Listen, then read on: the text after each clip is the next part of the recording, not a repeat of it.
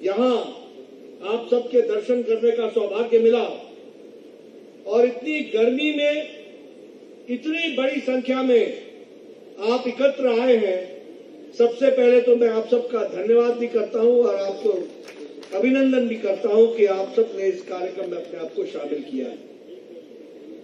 मैं जब यहाँ इस क्षेत्र में आया हूं सूरतगढ़ में, तो बाबा रामदेव के मंदिर को नमन करते हुए, उनसे आशीर्वाद लेते हुए अपनी बात को मैं प्रारंभ करता हूं।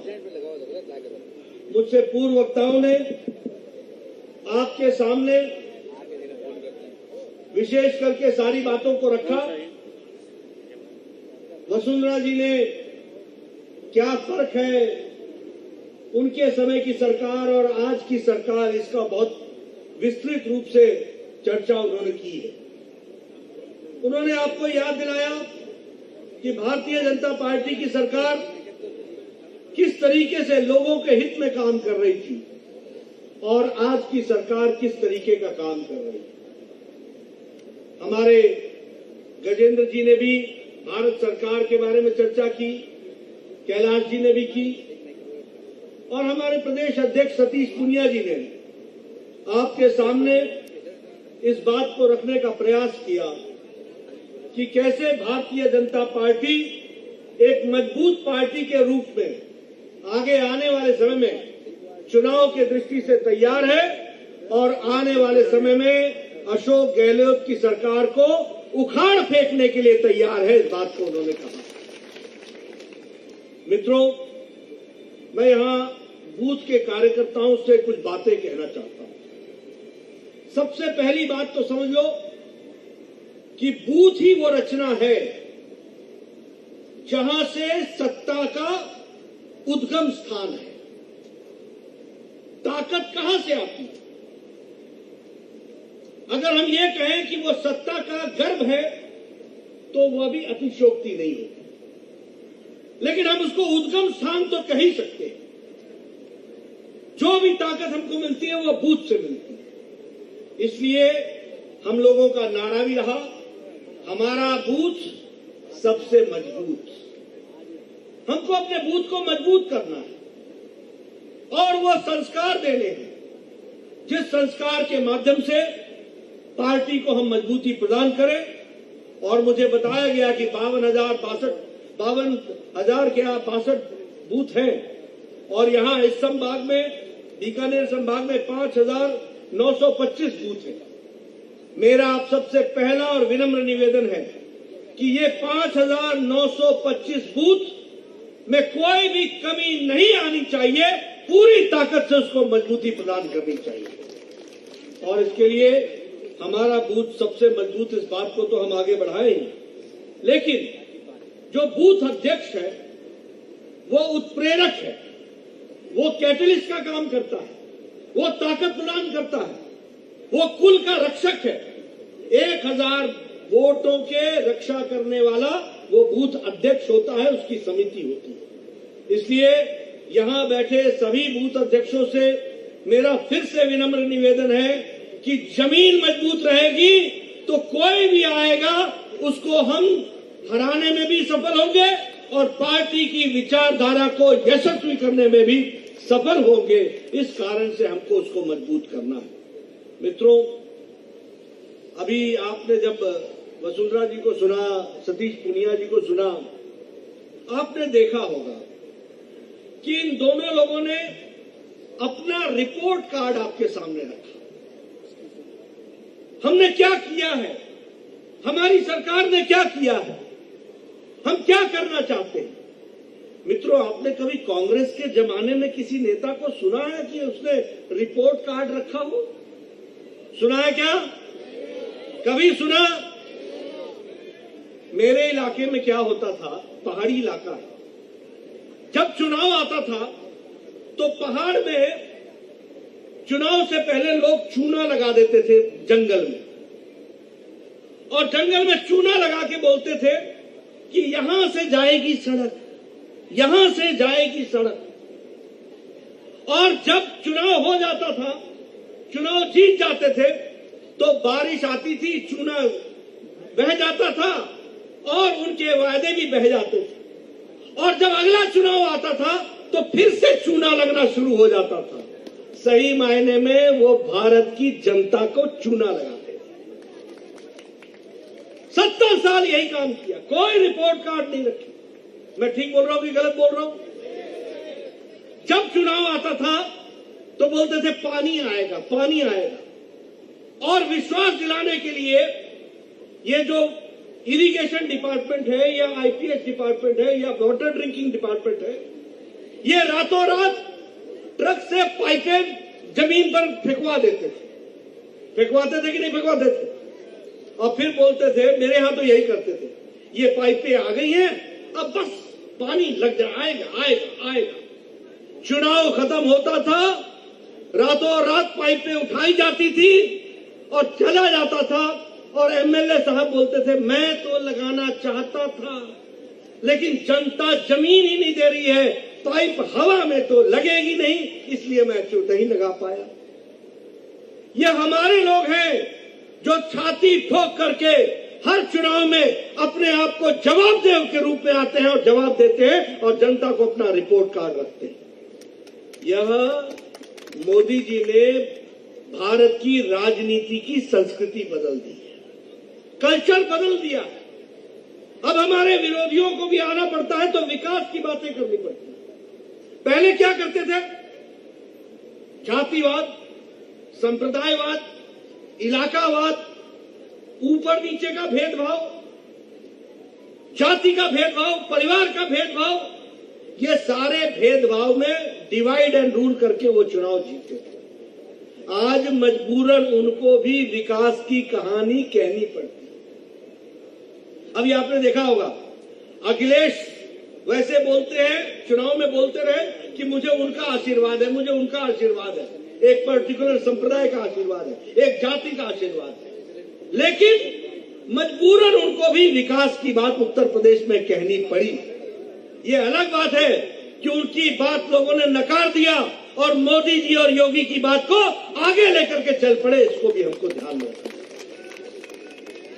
लेकिन मित्रों, हमारी पार्टी जवाबदेह है, रिस्पॉन्सिबल है, रिस्पॉन्सिव है, चीजों को सही ढंग से उठाने का प्रयास करती है। और फिर मैं कहने के लिए नहीं कह रहा हूं, मैं एक दो उदाहरण आपके सामने देना चाहूंगा कि कैसे ये रिस्पॉन्सिबल सरकार है और कैसे ये रिस्पॉन्सिव सरकार है।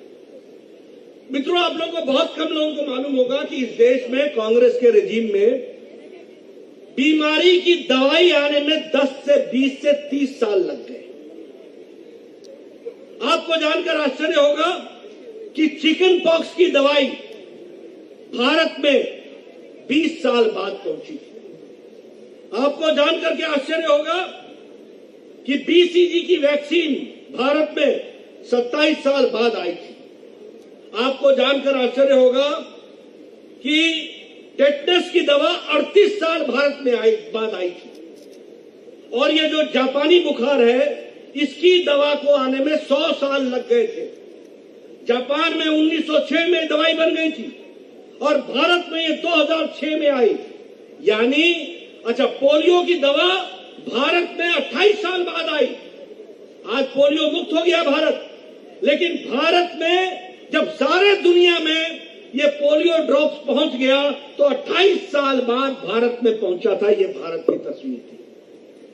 लेकिन आपने मोदी जी की सरकार बनाई, 2020 की जनवरी में कोरोना आया, 2020 के अप्रैल में टास्क फोर्स बैठा और 9 महीने के अंदर मोदी जी ने एक नहीं 2-2 वैक्सीन बना करके देश को दी। ये मैं इसलिए बोल रहा हूं कि ये जवाबदेह सरकार है, ये रिस्पॉन्सिबल सरकार है। कभी सोचा था कि भारत वैक्सीन बनाएगा और एक नहीं 2-2 वैक्सीन बनाएगा? आप विदेशियों की तस्वीर टेलीविजन में आज भी देखिए, लोग मास्क पहन के घूम रहे हैं। अमेरिका, यूरोप अभी भी कोरोना से लड़ रहा है और हमारा देश आप देखिए, सभी लोग नजदीक नजदीक बैठे हैं और किसी के भी चेहरे पर मास्क नहीं है।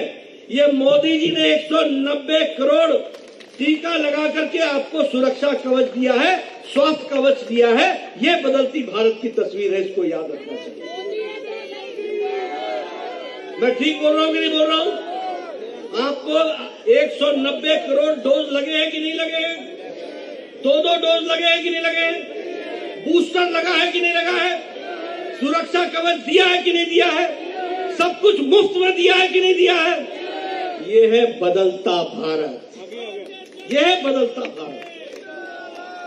और आपको जानकर आश्चर्य होगा, भारत मांगने वाला देश था, दे दो अल्लाह के नाम पर दे दो, जो भी हो दे दो, था कि नहीं था? जब कोई हमारा प्रधानमंत्री बाहर जाता था तो यहाँ पत्रकार बोलते थे, किस देश से क्या लाइएगा, कौन सा एड लेंगे आप, कौन सी चीज देंगे? आज मोदी जी जाते हैं तो दुनिया को देने जाते हैं, लेने नहीं जाते। ये बात हमको समझ,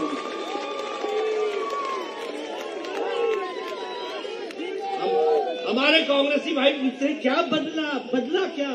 अरे तुम बेरोजगार हो गए, इससे ज्यादा और क्या बदलेगा? तुमको कहां दिखेगा कि क्या बदला? ये वैक्सीन मैत्री हमने 190 करोड़ देश के लोगों को तो लगाया ही लगाया, बच्चों को भी लगाया। आज मैं देख रहा था 12 साल के बच्चों का 3 करोड़ से ज्यादा टीकाकरण हो गया। आज पहली न्यूज मेरे को सुबह मिली, 3 करोड़ से ज्यादा 12 साल के बच्चों को वैक्सीन लग गया। लेकिन आपको जान करके खुशी होगी कि 18.5 करोड़ वैक्सीन भारत ने, मोदी जी ने 100 देशों को पहुंचाई है।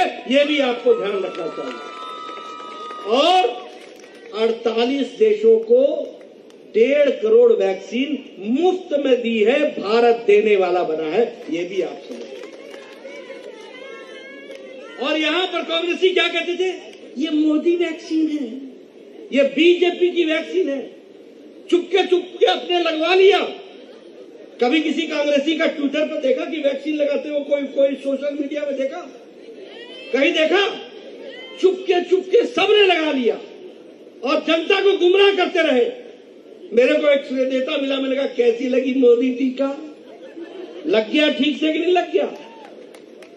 मित्रों, ये राजनीति का स्तर है और ये राजनीतिक दृष्टि से काम चल रहा है।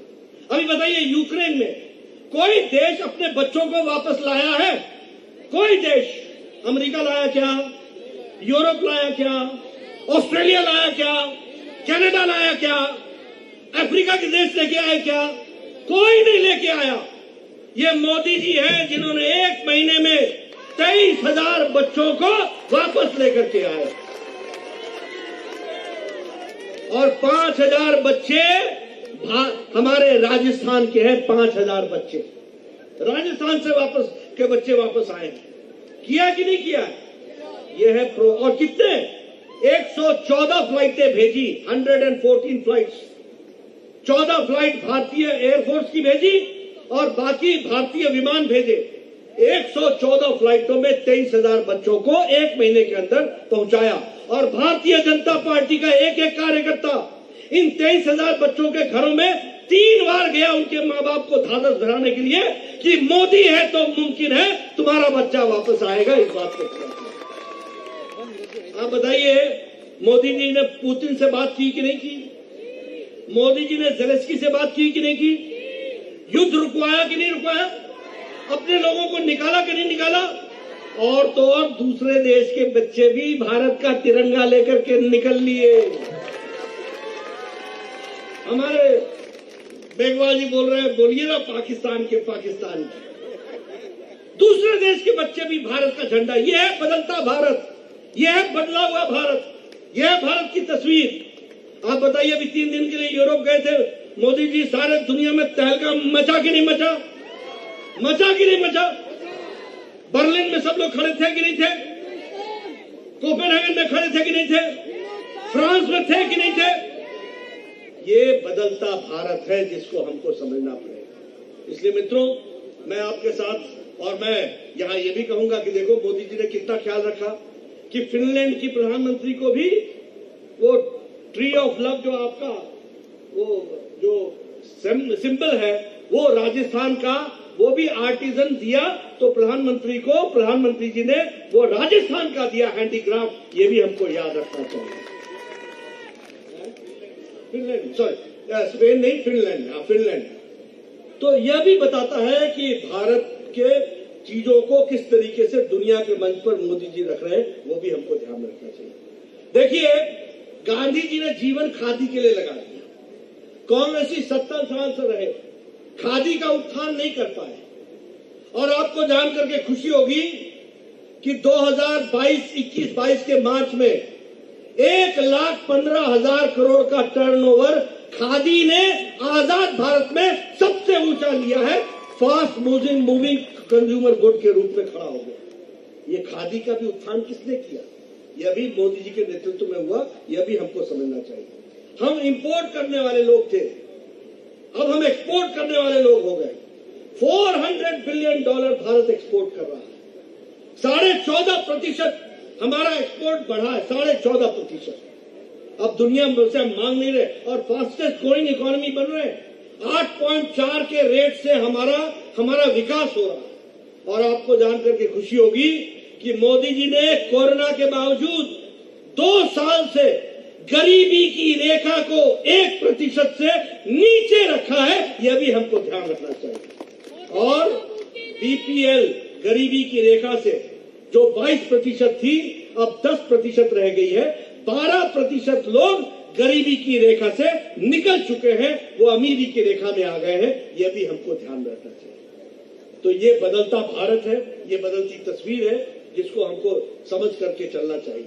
मित्रों, मैं ऐसे आंकड़े आपके सामने बहुत रख सकता हूं, लेकिन अभी मैं सिर्फ इतना ही कहूंगा। वसुंधरा जी ने और सतीश जी ने उसकी चर्चा की है। हमारी पार्टी गांव, गरीब, वंचित, पीड़ित, शोषित, युवा, महिला, किसान, इनको मजबूत करने वाली योजनाओं के साथ खड़ी है। अगर हम किसान की बात करते हैं, ये ठीक है किसान आंदोलन हुआ, ये ठीक है कि किसानों को भड़काया गया, ये ठीक है कि किसानों को मोदी जी ने भी कहा कि मैं नहीं समझा पाया जो उनके लिए मैं करना चाहता था। लेकिन मैं फिर कहूंगा कि बहुत किसान नेता पैदा हुए, लेकिन किसानों के लिए सही मायने में किसी ने काम किया है तो वह नरेंद्र मोदी ने किया है। यह भी हमको ध्यान रखना चाहिए। और मैं कहने के लिए नहीं कह रहा हूं, बताइए मंडियों को ई नाम से जोड़ा कि नहीं जोड़ा? बताइए करोड़ों किसान आज अपनी मंडी में ई नाम से जुड़ने के साथ अपने खेत से सीधे सामान बेच रहे हैं कि नहीं बेच रहे हैं? आप बताइए 11 करोड़ किसानों को 2-2 हजार रुपए साल, 6,000 रुपए साल का प्रधानमंत्री किसान सम्मान निधि में दिया कि नहीं दिया? आप बताइए प्रधानमंत्री किसान फसल बीमा योजना के सारे बॉटलनेक्स रिमूव करके उसको एक अच्छा योजना बनाया कि नहीं बनाया? आप बताइए कि फर्टिलाइजर की डीएपी की बोरी जो 2400 की थी वो आपको 1200 में मिल रही है कि नहीं मिल रही है? यानी 1200 मोदी जी आपको एक मुफ्त बोरी दे रहे हैं। ये भी ध्यान में रखना चाहिए। नीम कोटेड यूरिया मिल रहा है कि नहीं मिल रहा है? ये हमारे जल शक्ति मिशन के हमारे मंत्री बैठे हैं, बताइए जल शक्ति के माध्यम से पानी को पहुंचाने का योजना हो रही है कि नहीं हो रही है? घर घर पानी पहुंचाया जा रहा है कि नहीं पहुंचाया जा रहा है? खेतों में ईच ड्रॉप मोर क्रॉप को आगे बढ़ाया जा रहा है कि नहीं बढ़ाया जा रहा है? इसलिए किसानों के लिए भी अगर किसी ने काम किया है तो वो भारतीय जनता पार्टी की सरकारों ने किया। अंत्योदय, आयुष्मान भारत, ये भामाशाह जो योजना थी वसुंधरा राजे जी की, उसका नाम बदला कि नहीं बदला? बदला कि नहीं बदला? कुछ और बदला क्या? ये साइन बोर्ड बदलते हैं और कुछ नहीं बदलते हैं।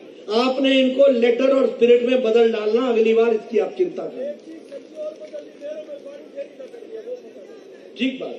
तो मैं ये आपको बताना चाहता हूं कि चाहे वो कोई भी योजना हो, अब ये उज्ज्वला योजना, गैस का कनेक्शन मिला कि नहीं मिला? इससे महिलाओं का सशक्तिकरण हुआ कि नहीं हुआ? मेरे यहां कई बार लोग चर्चा में कह देते हैं शौचालय बन गए जी 11 करोड़ 11 करोड़। अरे 11 करोड़ शौचालय नहीं बने, 11 करोड़। आप सोचो, बहनें हमारी वो खेतों में जाया करती थी, 11 करोड़ संख्या, और उनके अगर 2-2 बच्चे भी हुए तो आप समझिए 22 करोड़। यानी 22 करोड़ लोगों को 70 साल के जीवन में इज्जत से जीने का अधिकार नहीं था, उनको इज्जत देने का काम किया तो नरेंद्र मोदी की सरकार ने किया। यह हमको ध्यान में रखना है। ये छोटी घटना नहीं है। हमारे डॉक्टर राम मनोहर लोहिया ने पार्लियामेंट में 1966 में कहा, मुझे शर्म आती है जब मैं जीप से जाता हूं तो बहनों के झुंड के झुंड अपने दैनिक नित्यक्रम के लिए खेतों की तरफ जाते हुए देखता हूं तो मुझे शर्म आती है। उन्होंने 1966 में कहा था और 2014 में मोदी जी ने यह सपना पूरा किया। आज कोई भी घर, कोई भी खेतों में नहीं जाता है दैनिक क्रिया के लिए, उसको शौचालय है और इसीलिए शौचालय का नाम इज्जत घर दिया गया। ये भी हमको ध्यान रखना है। आप महिलाओं से पूछिए ना, आप लोगों के घर में भी तो लकड़ी का चूल्हा जलता होगा। आपको तो याद होगा कि कैसे फूक फूक करके बहनें चूल्हा जलाती थी। और स्वास्थ्य मंत्री के रूप में मैं बता रहा हूं, एक दिन में 200 सिगरेट के बराबर का धुआं वो अपने फेफड़ों में ले लेती थी। यह परिस्थिति थी। आजकल टक से लाइटर जलाओ, 5 मिनट में चाय पिलाओ और पतिदेव को बोलो चलते बढ़ो, अब आगे काम पर जाओ। ये फर्क आ गया। ये फर्क है महिला सशक्तिकरण का। आप बताइए, 2.5 करोड़ घर बिना बिजली के थे, यानी 2.5 करोड़ में बच्चे टेलीविजन नहीं देख सकते, ज्ञान नहीं अर्जित कर सकते, पढ़ नहीं सकते, क्या घर होगा वो? 18,000 गांव बिना बिजली के थे और ये गहलोत साहब मटरगश्ती मार रहे थे, ये मौज बना रहे थे। कभी इन्होंने सोचा, कभी इनके भाषण में आपने सुना कि इन्होंने बुनियादी बातों की चर्चा की हो? ये चर्चा करेंगे तो दंगों की चर्चा करेंगे, ये चर्चा करेंगे तो जाति की चर्चा करेंगे, ये चर्चा करेंगे तो संप्रदायों की चर्चा करेंगे, ये चर्चा करेंगे तो समाज को बांटने की चर्चा करेंगे, और हम चर्चा करेंगे तो सबका साथ, सबका विकास, सबका विश्वास, सबका प्रयास। इसलिए मित्रों, कई योजनाओं को लेकर के हम आगे बढ़े हैं।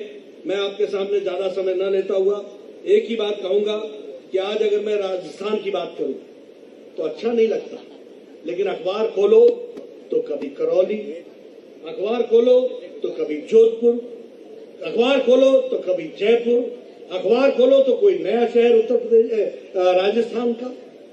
और देखिए, हम एक तरफ बता रहे हैं कि हमारी सरकार रिस्पॉन्सिबल है और रिस्पॉन्सिव, और दूसरी तरफ आप देखिए, जिस दिन जोधपुर में लोग सड़कों पर थे, उस दिन गहलोत साहब अपना जन्मदिन मना रहे थे जयपुर। सच्चाई है कि नहीं है? सच्ची बात है कि नहीं है?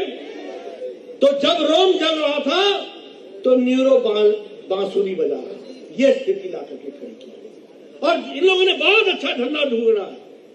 सूरज क्यों निकला? आरएसएस से पूछो। सूरज क्यों डूबा? बीजेपी से पूछो। जो काम है वो बीजेपी से पूछो। अरे तुम क्या कर रहे हो? क्या ये अशोक गहलोत का काम नहीं था कि वो जोधपुर जाए, जो उसका गृह जिला है, वहां लोगों में, संप्रदायों में झगड़ा था, तो वहां तुमको जाना चाहिए था, तुम नहीं गए। ये बताता है कि तुम्हारे को राजस्थान की जनता से कितना प्यार है। ये भी बताता है हाथी के दांत दिखाने के और हैं और खाने के और हैं। ये भी हमको समझना चाहिए। आज आप देखिए, महिलाओं के ऊपर उत्पीड़न, हमारे नेशनल जो क्राइम रिपोर्ट ब्यूरो है, उसमें के अनुसार 2019 और 2020 में नंबर 1 है country against women atrocity. Rajasthan में जो है देश में नंबर 1 पर खड़ा है विमेन एट्रोसिटी। हमारे नेशनल क्राइम रिपोर्ट जो ब्यूरो का रिपोर्ट है, उसके अनुसार शेड्यूल्ड ट्राइब्स को नंबर 2 है देश में जहां शेड्यूल्ड ट्राइब पर अत्याचार हो रहा है। अगर मैं बात करूं तो तीसरे नंबर पर राजस्थान है दलितों के ऊपर अत्याचार में, तीसरे नंबर पर खड़ा। मैं नहीं बोल रहा हूं, ये नेशनल क्राइम रिकॉर्ड बोल रहा है, जो उसका ब्यूरो है वो बोल रहा है। पहला नंबर है महिला उत्पीड़न में, दूसरा नंबर है देश में वो एसटी उत्पीड़न में, और तीसरा नंबर है देश में वो है दलितों का उत्पीड़न। यह स्थिति है। 22% जो सारे दुनिया में देश में रेप केसेस रिकॉर्ड होते हैं, उसमें से 22% राजस्थान में है। 18 रेप प्रतिदिन होते हैं। ये रिकॉर्ड में, मैं अपना रिकॉर्ड लेके नहीं आया हूं, मैं आपको ये राजस्थान का रिकॉर्ड, इनके रिकॉर्ड से बता रहा हूं। 7 लोग प्रतिदिन मारे जाते हैं। और एट्रोसिटीज दलित पर और ट्राइबल पर सबसे ज्यादा है। ये राजस्थान की तस्वीर है।